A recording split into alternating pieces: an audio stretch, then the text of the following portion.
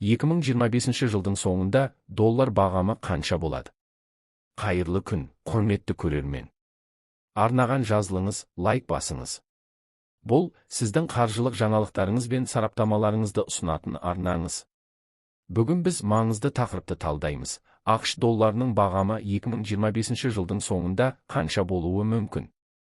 Және солай бола тұра, доллар сатып алып сақтауға бола ма? Деген сауалға да жауап іздейміз. Бүгінгі таңда, яғни 2025 жылдың шілде айының соңында, $1 доллардың ресми бағамы 544 теңге шамасында. Қаржы нарығына үңілсек, сарапшылардың болжамдары әртүрлі. CoinCodex халықаралық платформасы желтоқсан айында доллардың бағамы 611 теңгеден 630 теңгеге дейін жетуі мүмкін дейді. Бұл бүгінгі бағамен салыстырғанда 15%-ға жуық өсім. BCC Invest компаниясы сақтықпен қарайды. Олардың есептеуінше, жыл соңында доллардың бағамы 535 теңгеден бастап 552 теңгеге дейінгі аралықта болуы ықтимал. Traders Union сараптамалық ұйымының болжамы бойынша доллар бағамы шамамен 575 теңге болады. Cursive Media басылымы жариялаған зерттеуге сай, доллар бағамы 512 теңге шамасында тұрақтайды. Ең оптимистік сценарийді Еуразиялық даму банкі ұсынды. Олар теңге нығайып, $1 доллар шамамен 486 теңге болуы мүмкін деп болжайды.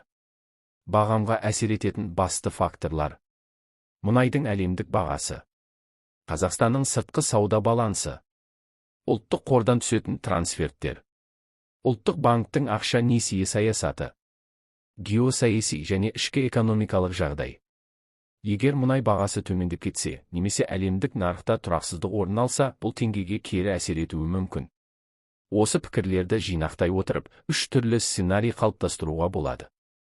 Оптимистік сценарий: доллар бағамы 485 пен 510 теңге аралығында. Негізгі сценарий: 535 пен 555 теңге. Пессимистік сценарий: 630 теңгеге дейін көтерілуі мүмкін. Орта есеппен қарағанда, жыл соңына қарай доллар бағамы 550 мен 590 теңге аралығында болуы ықтимал. Доллар сатып алып сақтауға бола ма? Бұл қазір көп адам қоятын орынды сұрақ.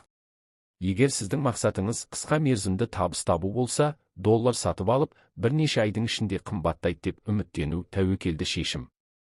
Ал ұзақ мерзімді қор жинау мақсатында, яғни инфляциядан қорғау ретінде долларды сақтау, кейбір экономистер үшін орынды стратегия саналады. Бірақ назар аударыңыз, доллар бағамы әрқашан өсіп тұрады деген кепіл жоқ. Егер мұнай қымбаттап теңге нығайса, доллар арзандауы мүмкін. Сондай-ақ долларды қолма-қол емес, депозит, брокерлік шот, немесе мультивалюталық шотта сақтау қауіпсіздеу жол. Сондықтан доллар сатып алмас бұрын, мақсатыңызды анықтап, барлық тәуекелдерді есептеңіз.